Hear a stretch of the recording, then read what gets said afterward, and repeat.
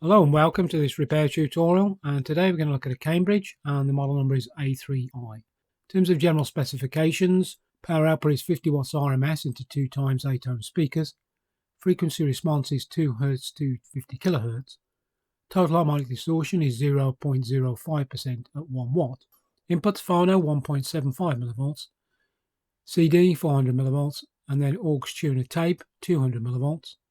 Individual bass, treble and balance controls.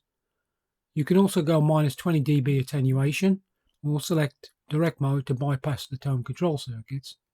And then for dimensions, 430mm wide by 300mm deep with a height of 90mm, and the amplifier weighs 5.6 kilograms. Now here with the top cover removed, you can see that we are showing you the reactance core transformer. So it doesn't have an EI transformer or a toroidal. What Cambridge Audio noted was that there was an issue associated with hum, which could come from the amplifier. And then here what we're showing you is an extract just from a service bulletin which was issued in 1997. And all they're simply saying to you is if you have excessive hum, then you need to check the blue and grey wires, and all you're going to do is you're going to swap those round, so effectively changing over the phase of those connections there. And then of course that would reduce the electrical noise that you would be hearing. So it's maybe a modification if you have one of these that you want to go do yourselves, or maybe you have one in the workshop. Again, it's always worthwhile just making a note, seeing if this work needs to be done. And then here, when we take a shot from the side, there's a number of things that we need to sort of point out here. First off, and it's not very clear on this photograph because of the camera flash, but the two large electrolytic capacitors that you see standing up, there was quite a significant bulge on the top of those, indicating that the capacitors had already internally started to vent. And part of this refurbishment required for those capacitors to be replaced. And what I installed there was some brand new Rubicon ones, which you'll see later on. The other thing which you can make out as well is that this amplifier has 4 green LEDs. And in the very early amplifiers, they were mounted very, very close to the circuit board. And I think over time they made a number of modifications because they knew that there were issues associated with these LEDs where they intermittently break down internally. And there was some heat which was then generated, so they raised them up from the board. Here they are raised, but not to the full height. And you'll see, as per recommendations from DIY Audio, from the original designer of the amplifier, he was advising that these LEDs need to be, of course, replaced, but also raised up from the board. So I'll show you that later, and that was part of the modification. And then here, when we look from the side, again, there's a number of things that we need to sort of look at. You can see now the electrolytics, so these are 10,000 microfarad rated at 50 volts. You can make out as well that there are 2 individual fuse holders which have covers over. And then just to the left hand side, you can see these sort of chunky diodes. So these are the standard silicon rectifier diodes to convert AC through to DC. And part of the modifications that we made was to replace those 4 diodes with Schottky Diodes.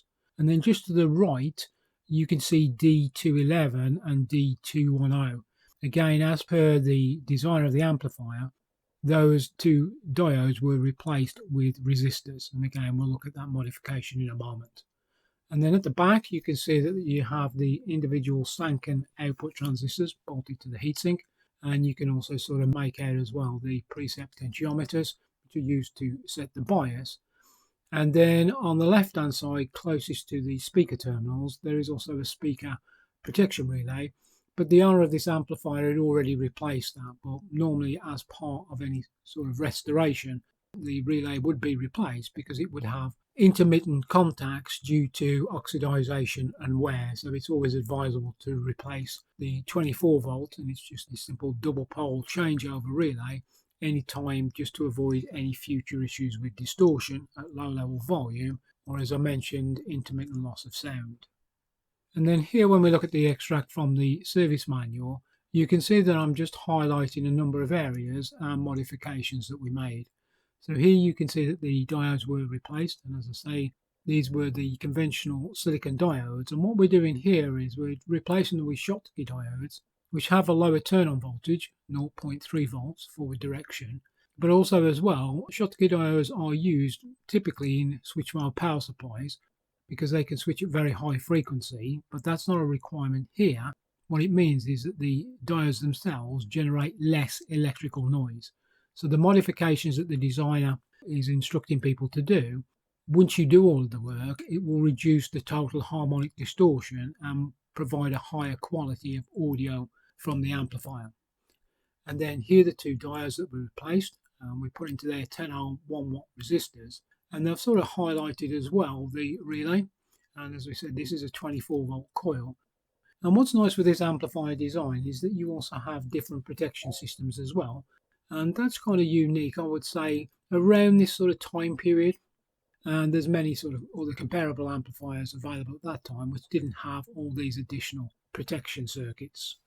And then for the phono input, what you have here, and this is different to many of the later Cambridge amplifiers where they had a plug-in circuit board for the moving magnet cartridge. Here that circuitry is on the main input board, and you can see there is a multi-pin switch, and there's a small opening at the rear where maybe you can use like a matchstick just to operate that, and that's where you can switch between moving magnet type input or high level input. And then part of this sort of restoration really is multiple things that you have to do. We have to do the modifications, and on this photograph you can see already that I've replaced the LEDs and they're standing up from the circuit board. But I've also removed the front fascia, because what I need to do is I need to clean up all of these user controls. So these are the potentiometers and also the switches. But you must turn the circuit board over as well and inspect all solder joints on every single circuit. And the reason being is that you will find, particularly where you have areas of heat or stress, multiple dry solder joints.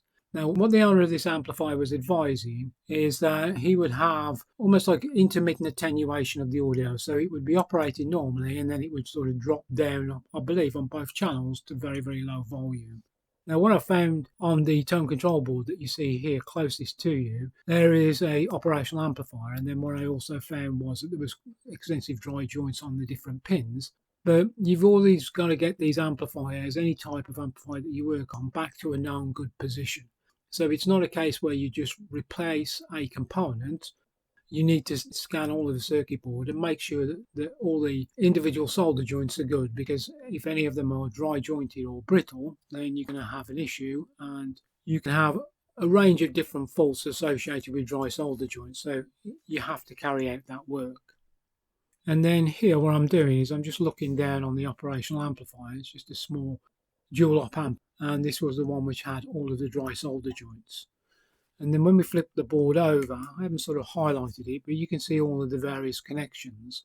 And as I say, you just work your way across, checking each one of the solder joints and then reflowing them. You also need to spray deoxit D5 into all of the user controls and potentiometers and just operate them multiple times, because what you're looking to do is to clean all of those, and that just ensures that you have a noise-free operation and you have the reliability as well.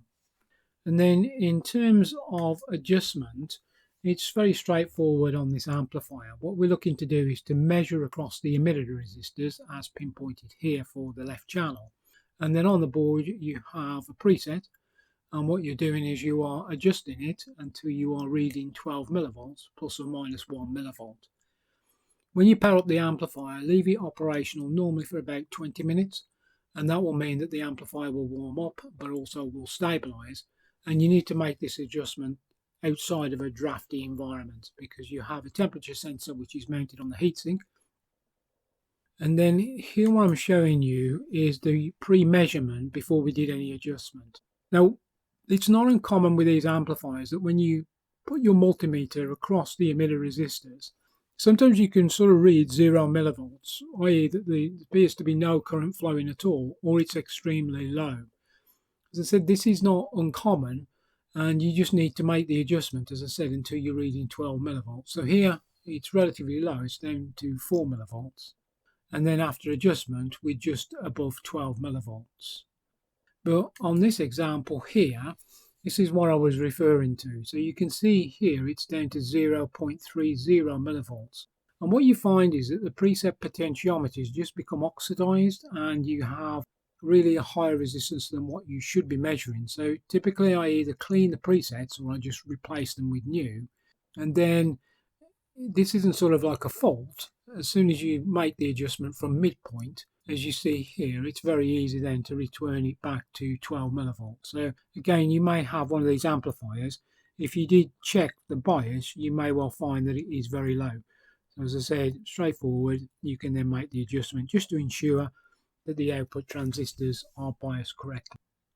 And then here we're just taking another shot. So as I said, you can see the LEDs are all mounted vertically now. I've just used some neoprene sleeving just to get them up off the board. You can see the Rubicon replacement large electrolytics.